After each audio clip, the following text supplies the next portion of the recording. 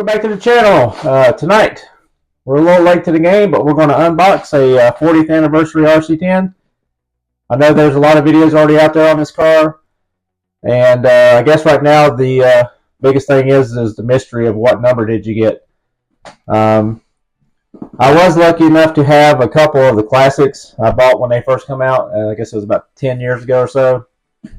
One of them I had custom anodized. I had all the gold redone in pink. I wish I would have kept that car. Ended up selling it on eBay. But anyway, we're going to build this one. We are going to race it. There's a heritage class at a vintage race in my area, and it won't be till January. So, but it's 21.5 and it's got to be 6 gears. So we're going to run the car. There's been a lot of course, it's the internet. There's a lot of ups and downs and ins and outs about this car. A lot of people complaining that it's Chinese and all this and other. I'm just glad we got another chance to get one. And the car is plenty good quality, definitely for a runner, or definitely a shelf queen, or leave in the box, however you want to do it. But I'm not too worried about hurting the value actually running the car, because I just want to kind of relive that. I did build them other cars. I built one of those classics, and I never ran it. And the other one I kept in a box and ended up selling it new in box. But we're going to enjoy this one. I'd like to say I hadn't built an RC10 since 1987 when I got my first one, but I did build one of those. But I've only had about 3 new RC10s in my life, and I've been in the hobby for almost 40 years. So we always had a pretty low budget in our race team. We just kept rebuilding the same car over and over. But anyway, let's get this thing cracked open. And of course, you all seen the box. It's got all the little bit of history of the World Championship. We are going to do a Jam and J paint scheme, but I'm probably going to get the J Concepts wheels and tires because we're actually going to race it. So we'll get the 1.9s and 1.7s. But I want to put black wheels in the front and white in the rear with the race type tires. So we'll keep the factory tires. We probably won't run those. And the Classic had an actual box that looked exactly like the original box, or very, very similar. It just said designed in the USA. The other one was made in the USA. Yeah, from what I've seen, the car builds good, and seems to be just like any other RC10. So let's crack it up and see what number we got. All right, I don't know if I mentioned this earlier, but one of our channel members and subscribers and my brother sent us a shot caddy. I needed one for many years and never got one, so here we go. Simply set your shocks in here as you're filling them. It's got a little ruler so you can measure your shock lengths. So pretty neat little tool. It's definitely going to come in handy between the RC10 and the cat we got to build. But get this thing cut up. One seal done. I think it's got 3. Yep.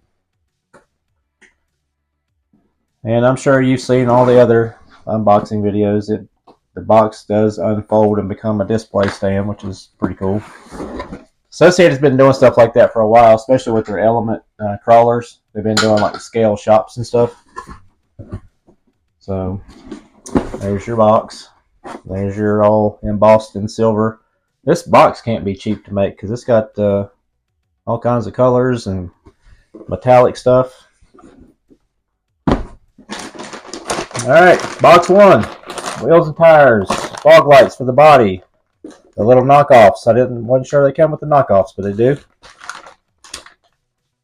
The wing wire's already bent and it's already coated. The factory one originally was just silver music wire and it would rust.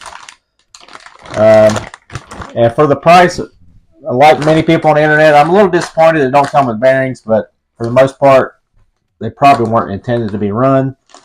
So they were probably just cost effective, put bushings in there. But cheap as bearings are, I think bearings are anywhere from $15 to $30 on the internet, unless you buy ceramics. So we'll have to get a bearing set, and yeah, because we are going to run a 6-gear transmission to be legal in that class. Got our ball ends and just threaded rods, no turnbuckles. My pink car had all of the J Concepts hop-ups. They have a turnbuckle set, and shock towers, carbon fiber. They have a different motor plate, a couple things they make still. And that pink car had all that stuff. So we may put turnbuckles on it because we are going to race it. Here's your shocks. Same style shock. I think these are a little bit upgraded from the originals. Just like, yeah, they are. Just like the classic. All the guts go in from the inside. The old style had the E-clip or the C-clip. The Pro Cat has clip rings. I did buy a set of clip ring pliers for that car. There's your driver figure. I'm assuming most of this, well, I wouldn't say it's off the original mold because these cars have been reproduced more than once. There's your rear bulkhead. Already has the wing tubes installed, which is kind of weird but cool. And your rear shock tower, which is just raw fiberglass. Servo mounts. And some people were saying these parts are too white, but I think it's more or less the pictures you're seeing on the internet. They don't photograph well. I just think they're fresh. They're not really super white. They still have a little tinge of yellow like the originals did. So there's your rear arms, your uprights, rear arm mounts. Hopefully Associated will provide some spare parts, but there are other aftermarket companies right now that you can build a complete RC10, like Fan RC. I believe you can buy almost every piece and build one from the ground up. So parts won't be a problem. Nose tubes, battery mount, your antenna mount. The battery mount has not been upgraded to a LiPo style. It's just the old school battery cups. It only comes with one. The original RC10 come with two, so you can run the battery sideways or horizontal. Here's your 6-gear transmission and your rear motor mount. Again, a bunch of bushings. We are going to put bearings in it. And I am going to order a 035 hex driver for these 4 little screws that hold in the bearing and this the idler gears. Instead of fighting the little bitty one that comes with the car. From what I understand, the little screwdriver, some people haven't been able to find them, but they are in the decals from what I understand. There's your front suspension, ball studs, kingpins.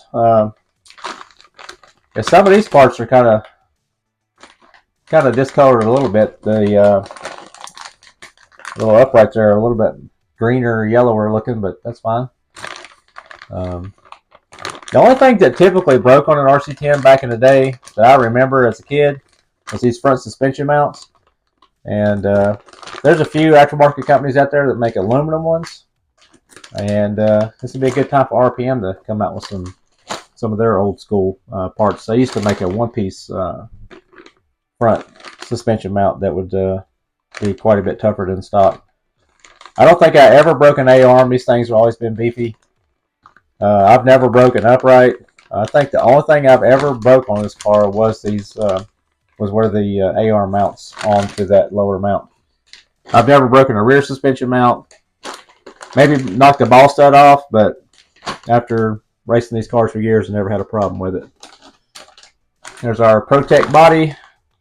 Again, J Concepts makes one very similar, and or Associated's been pretty good about keeping these in stock since this is the body that goes on the clear edition too.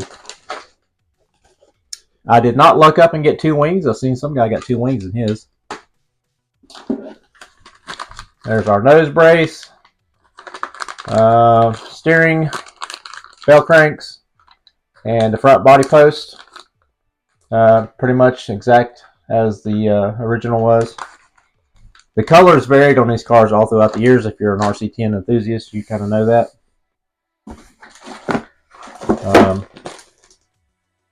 There's that tiny wrench. It's a 035 or a point. I think metric is like a 9.90 or 09 or something like that.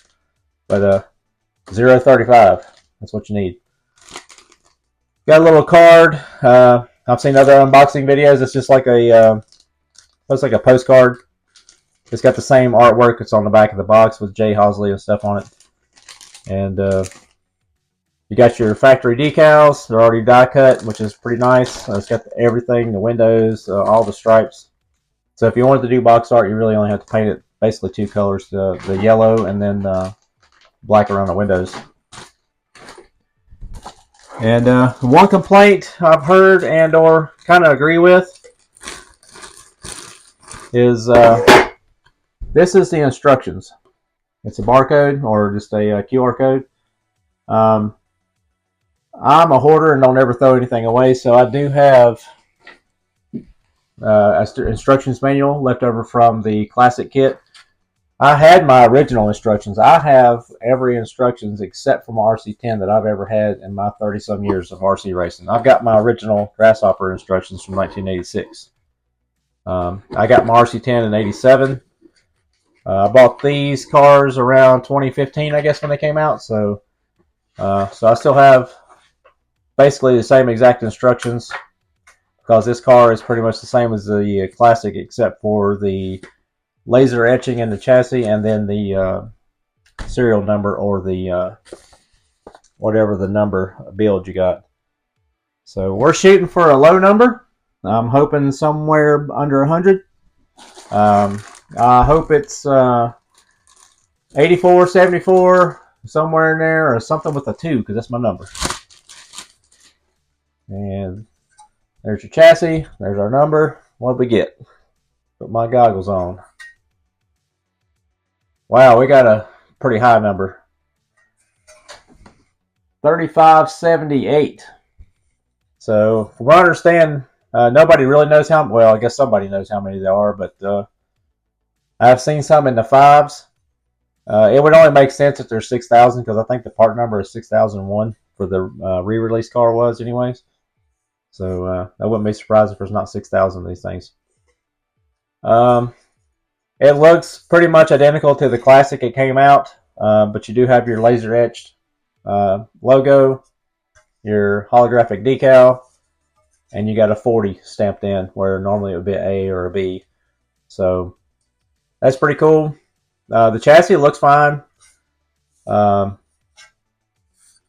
Obviously mass produced. The stamping it looks fine to me. It's got a little weird edge, but that's just part of manufacturing aluminum, I imagine. It actually looks a little bit, this one in particular looks a little nicer than my classic. We got a little scratch right there, but I'm not concerned about it because we're actually going to race this car, so not a big deal. And it's already pre-drilled before they anodize it, so that's pretty neat because all the holes are anodized as well. And the nose and the chassis look like they match really good. I know even back in the day, a lot of times the nose would be a little darker than the chassis. So, yep, that would have been better if it was a 74, at least it been my birthday, but we got a 3578. We're not going to build the car in this video. I'm still waiting on the bearing kit and the screwdriver for that idler gear. And like I said, we are going to run it. We're going to order some J Concepts wheels and tires. We are going to paint it J Hosley paint scheme, at least a twist of it. And we're going to race it. We're going to race it sometime this year. If not, it'll be the first of the year. We already missed a few of the classic or vintage races that have been out because we plan on getting that Pro Cat built as well and run that in 4-wheel drive, but I'm not sure what motor they run. I don't want to run 10.5 in that thing because I'll have to buy the upgraded transmission. So maybe 13.5 of that. This will be 21.5. And yeah, despite all the I think there's an equal amount of complaints as there is praise for this car, but I'm glad they made it. I'm glad they did it again. I'm glad I had a chance to get another one and not pay astronomical prices for it. Although for $400, I agree with some people that it ought to come with at least bearings and or maybe it would be cool to have a 40th anniversary Reedy motor would be cool to have in the car, because even the original RC10, the basic with no bearings or anything, which is what I had because we had very low budget back then. Even the basic cars come with a 05 stock motor and a mechanical speed control. I don't expect a mechanical speed control in here, but it would be cool to have a 40th anniversary stamped motor. That would add to the collectability, I imagine. But anyway, there's our RC10. No, we didn't get a number that we were hoping for, but it don't really matter because we're going to run it. And even if this thing triples in value in a couple years, really, in the grand scheme of things, it's I think we're going to have enough fun to make up for the money we're losing, if we're losing anything. I don't think we're losing anything, honestly. So there you go, another unboxing video. A little short this week because just been busy.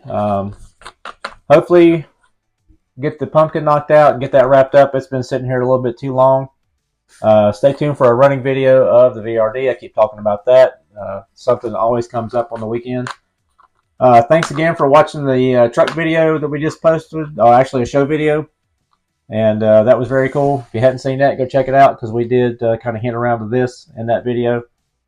And we went and purchased it at Anderson. And as far as that goes, we may be doing another truck show this weekend, so stay tuned for that. I'm not going to hit a lot of shows, so RC people, just hang tight, and truck people, we did a little bit of everything. So there will be a beach trip coming up soon, and that will involve some running on the sand again. Never a great video, but I have fun doing it, and that's all that matters. We're having fun. And there you go. We don't have I got a motor in mind. I've got a Tiken RS. Just have to put a new case on it, which I have a new case, and I'll probably run a Tiken RS.